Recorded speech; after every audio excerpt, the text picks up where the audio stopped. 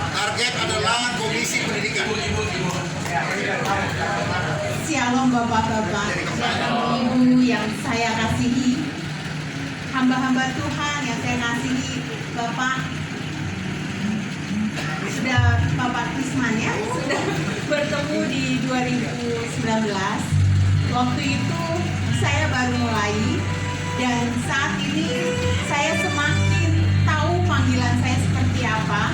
Di 2019 waktu setelah pengumuman, dan saya tidak mendapatkan kursi waktu itu, dan waktu saya berdoa, Tuhan kembali berbicara bahwa visi yang Tuhan kasih perempuan Indonesia sebagai agen perubahan itu baru kamu akan mulai, katanya gitu. Waktu itu saya berpikir mulainya gimana ya, tapi karena saya banyak kegiatan sosial, ya akhirnya saya berpikir udahlah mulai dari situ saja. Tanpa saya sadari, tiba-tiba saya dipanggil oleh Partai Nasdem Provinsi Jawa Barat, dan waktu itu saya diminta menjadi wakil ketua dan membidangi media dan komunikasi publik. Dan itu suatu pekerjaan yang waktu itu saya ambil. Saya berpikir bahwa nggak ada apa-apanya ya, nggak mengerti pekerjaannya apa.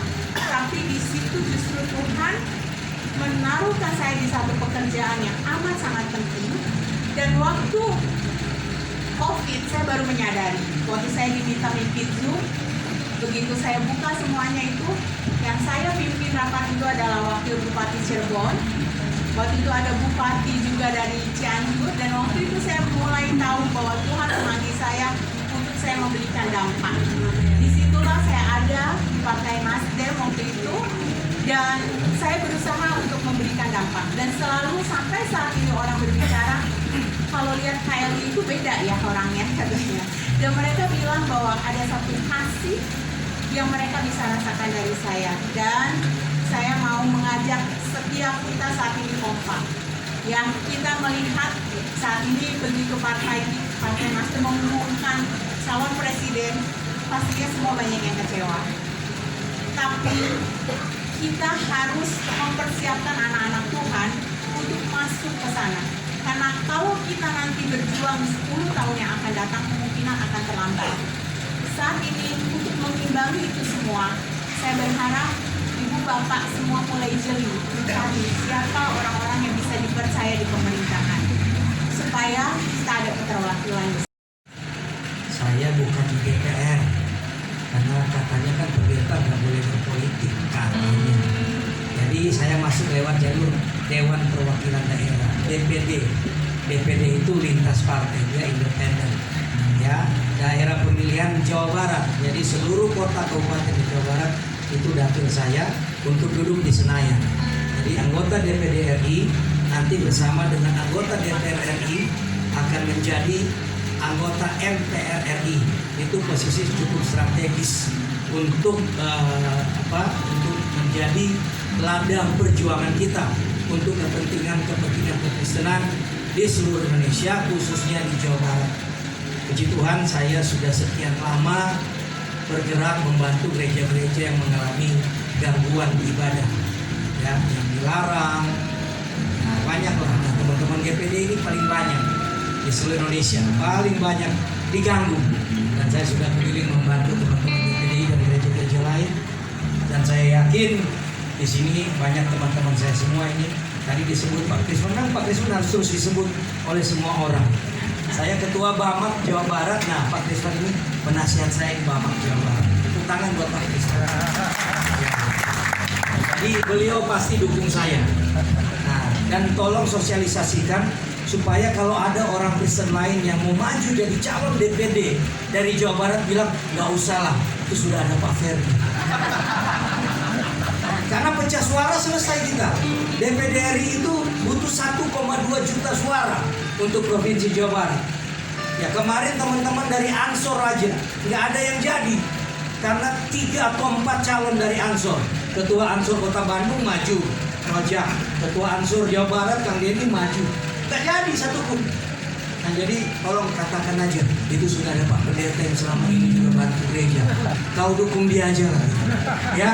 Terima kasih, Tuhan berkati. 500.000 Katolik, kalau nggak salah ya, juta sekian. Jadi 1,5 juta atau 1,6 juta dari 49 juta penduduk. Di DPR provinsi dia ada satu pun sekarang. Ada satu. Oh, ada satu. DIP. Oh, dari Lumayan, provinsi. lumayan. Tempat dengan kemarin yang ada. Cuma siapa tahu jadi banyak dengan ada orang. Kabupaten Bogor 1, Bandung Raya 1, loh.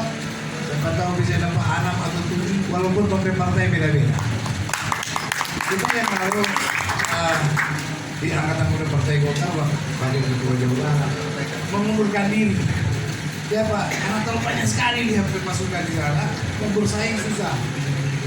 Jadi kita pegang kota ada apa? Ada Hanura, ada Demokrat, ada Nasdem, yang satu lagi Golkar. Harus mundur dari 3. Kita pilih paling kecil tuh, Hanura tuh. Jadi tentunya kita jadi Wakil Ketua Jawa Barat di bidang sumber daya manusia, dan kita cari tempat yang memang boleh menentukan. Jadi biar lingkungan kecil, tapi orang boleh pilih. Tapi kalau terlalu besar, jadi akhirnya dong kasih kita nomor urut 1 di Kabupaten Bogor. Kabupaten Bogor. Jadi dia cuma untuk 1 Bogor. Nah, oleh sebab itu pada saat itu saya diminta bantuan oleh salah seorang dokter yang anggota DPRD Kota Cimahi. Nah, saya hanya berprinsip bagaimana saya bisa melakukan di tengah-tengah situasi kondisi seperti itu. Saya nggak punya uang, saya nggak punya apa-apa. Tapi saya hanya bilang sama Tuhan, kalau Tuhan mau pakai ya udah pakai aja, gitu. Nah, jadi saya terus melakukan, setiap ada orang yang belum vaksin, saya umumkan, yuk ada vaksin di sini, saya carikan tempatnya, saya carikan supaya bisa mendapatkan vaksin. Saya tidak tahu bermula dari situ, ternyata sebagai seorang anggota DPR yang mengatakan begini dokter itu, yang dibutuhkan seorang anggota DPR adalah pengabdian, bukan satu visi yang belum tentu bisa tercapai. Jadi yang dibutuhkan orang tuh mau melakukan. Saya juga bingung apa maksud perkataan seorang dokter itu. Lalu setelah kami masuk, saya coba untuk terus mendekat. Tahun 2021 akhir, saya ditawarkan untuk masuk dalam satu partai politik. Sebenarnya saya juga terus terang saja saya katakan, saya tidak sama sekali ambisi dan tidak suka. Karena secara otomatis pada saat kita masuk di partai politik, terkadang ada sekat yang membatasi dalam pergaulan. Beda dengan di ormas, kita bebas mau kemana-mana saja. Tapi memang ini satu pilihan, dan pada akhirnya saya menerima panggilan itu di sekitar 2021 akhir, memasuki 2022. Oke, dan saya juga tidak pernah menyangka bahwa setelah melakukan sesuatu, Tuhan memberikan sesuatu yang cukup besar juga. Jabatan saya di partai itu wakil ketua. Padahal partai itu bukan partai yang mungkin kecil. Saya katakan untuk orang masuk di situ kayaknya harus berlomba-lomba. Tapi tiba-tiba saya ditawarkan menjadi seorang wakil ketua, melihat tadi saya sudah melakukan. Hanya itu saja penilaiannya dari ketua partai itu. Anda sudah melakukan dan kami memberikan ini. Ya, kalau tadi sudah disebutkan ada Nasdem, ada Hanura, saya dari Partai Gerindra. Saya wakil ketua DPC Partai Gerindra Kota Cimahi. Nah, saat ini saya masuk di dapil 5. Ya, waktu itu sih dapil 6, tapi tiba-tiba harus disesuaikan dengan KTP. Jadi KTP saya daerahnya daerah Baros. Jadi Baros sekarang mekar dengan daerah situ. Jadi mau tidak mau saya harus ada kembali lagi ke tempat itu.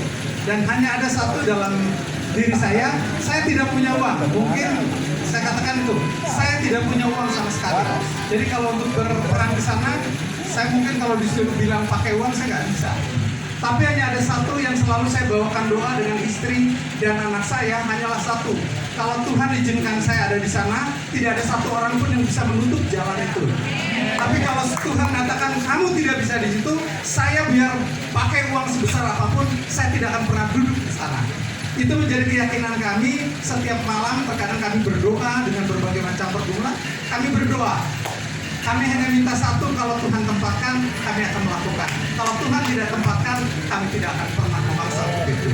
Itu saja yang menjadi motivasi kami. Terima kasih.